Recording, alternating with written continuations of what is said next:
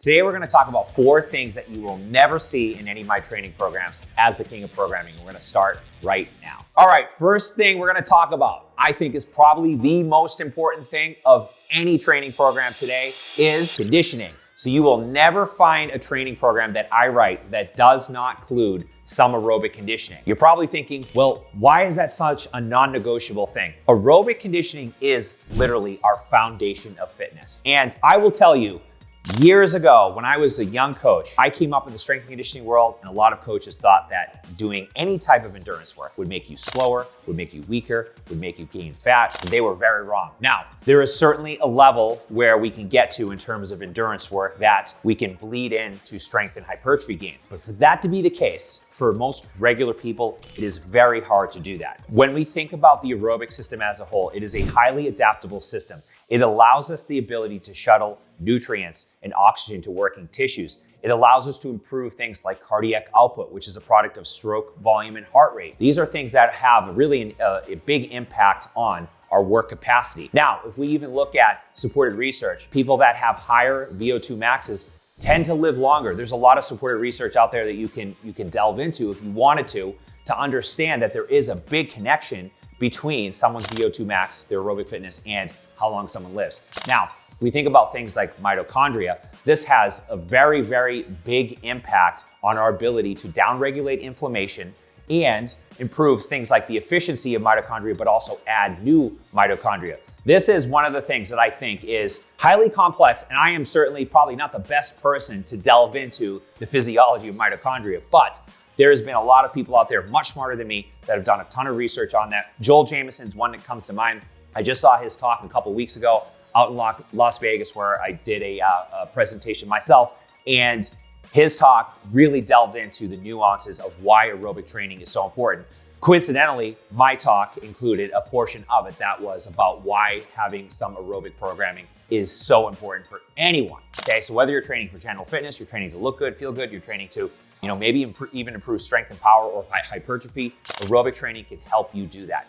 So you will never find a training program written by myself that doesn't include some aerobic development. So last piece of this, we know that aerobic training is important. You're probably thinking, well, how much do I do? So you're not currently doing any, how much do you do? Well, there's a couple things here to consider. Number one, if you're not doing any, then we don't need to try to go with the maximal dose, which would be for most people around 3 hours. We can start with something significantly lower and then really kind of titrate that up over time. Now, if you're someone that has an endurance background, maybe you've already got really good supporting metrics. Maybe your resting heart rate is really low. Maybe you have a high VO2 max already. You probably don't need much to maintain that. If you do 2 to 3 hours a week, you can maintain that in conjunction with improving things like strength and hypertrophy.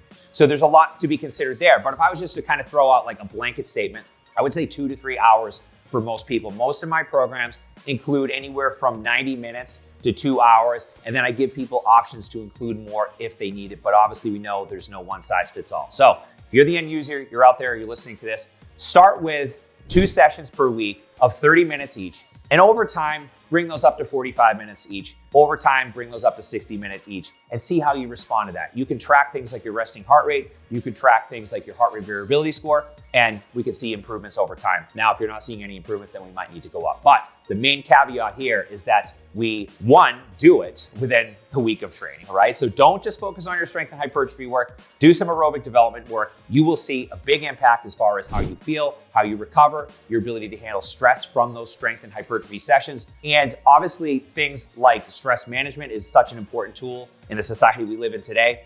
So start with that. When you do this, there are 2 other things. Now I'm just kind of dropping a lot on you guys here.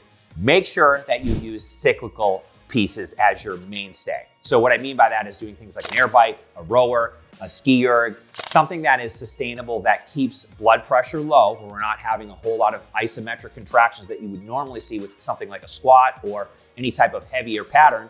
Use those measures to keep blood pressure low, but also to keep the heart rate in the 60 to 70% range of max heart rate, and do that over longer duration. These are things that are very sustainable. So if you think about something like swinging a kettlebell, you can't swing a kettlebell for an hour unless, if you're a human being, you probably can't swing a kettlebell for an hour. However, you can go for an easy bike for an hour at a conversational pace. Okay, so those are the really key elements. It's gotta be sustainable. using cyclical pieces is going to be a staple, and making sure that you get it in. You hold yourself accountable to get that in. All right, number 2, thing that you will not see in my training programs is too much high intensity. What is too much high intensity?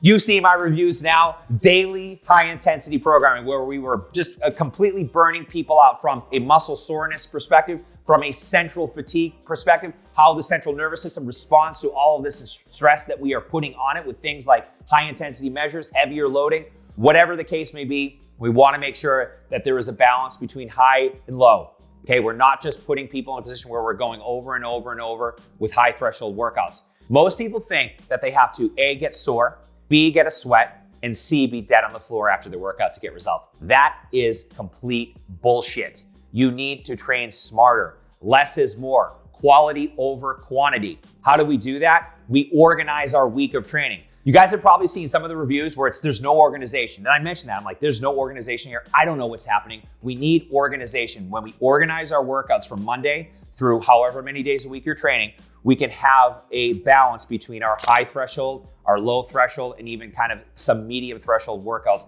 as we plan those across the week. Now, if you follow a professional training program, any coach that's a pro is going to know this, that we need to structure our week so we're not burning the candle at both ends, so to speak. So you will never see my programs that have high intensity after high intensity. Typically, highest intensity sessions will be spread out by about 72 hours. Now, in a full body split, we have 48 hours between those main sessions. So if they're on Monday, Wednesday, Friday, we've got a good balance in terms of having some recovery, having some aerobic training as kind of that bridge between those sessions. And this allows us to avoid things like central fatigue, avoid overtraining, avoid burnout. But I think kind of one of the unforeseen things is just people's motivation. If you're burning them out over and over and over, or you're doing a program that's just super high intensity, you will eventually get burnt out from doing that. And people say, well, I'm just not motivated to do this anymore. That is a form of burnout.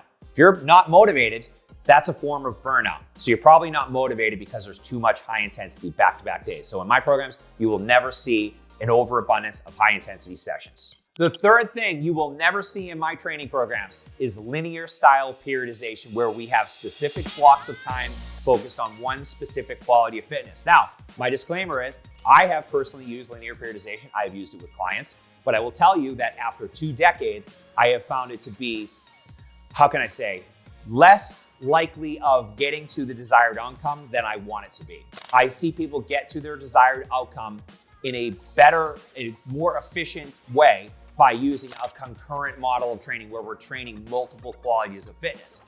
Louis Simmons used to say linear periodization is like going 3/4 the way up the mountain and then coming back down. What he means by that is when you try to gain one quality, let's say you're trying to gain maximal strength, you invariably lose other qualities in your quest to do so.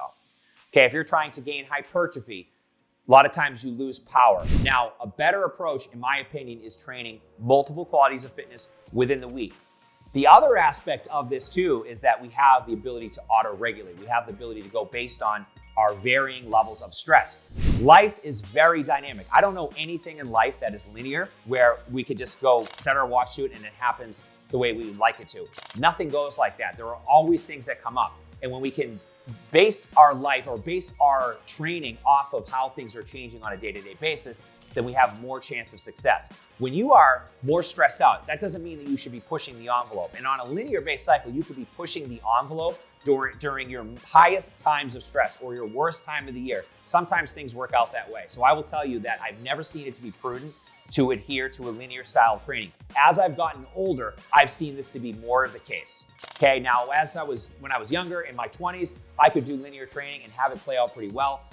But back then was a very different person. I didn't have kids, I didn't have a business, and my whole goal was to get strong, get powerful, eat as many calories as possible, sleep as much as I needed to. Again, different person. So if you are someone that's been training for a long period of time, using a concurrent model of training is going to be your best course of action. Not only that, it is more fun. It allows you more variability. It's more diverse. It's not just focusing on one specific thing where we tend to just get kind of in a routine where it becomes monotonous. That is not the case with concurrent training. And my fourth and final thing that you will never see in my training programs is a body part split, a traditional hypertrophy split, bro split, call it whatever you want, geared towards just improving muscle groups, just improving aesthetics. There is always some element of multiple qualities of fitness within my training program. And with a body part split, it tends to be very rigid. It tends to rely on your ability to commit to more sessions per week.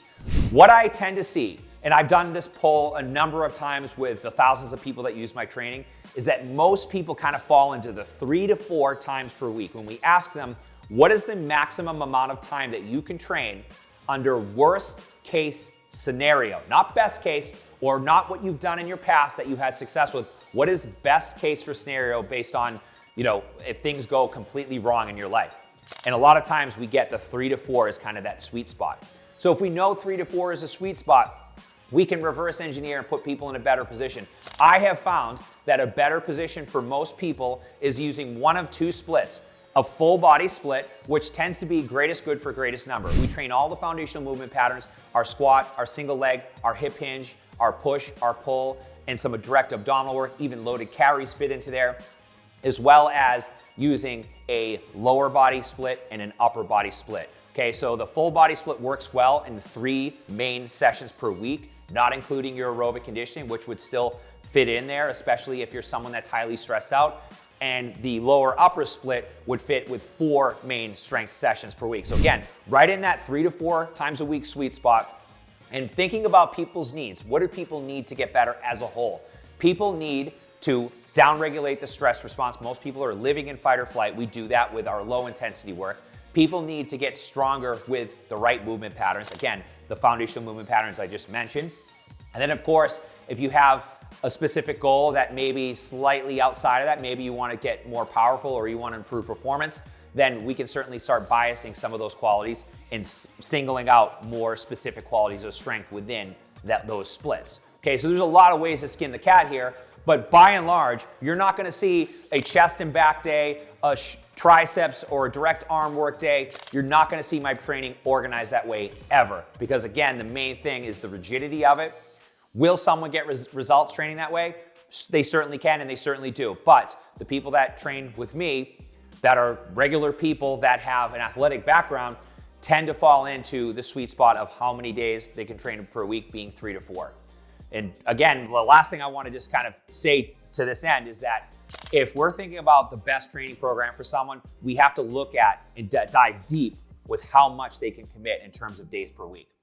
And when you dig with that, you usually find out that the real answer, the true answer, is something lower than what they think it is. A lot of people think that they can train days per week based on what they've had success with. So you're like, oh, in my 20s, I had success doing a body part split and I trained 6 days per week.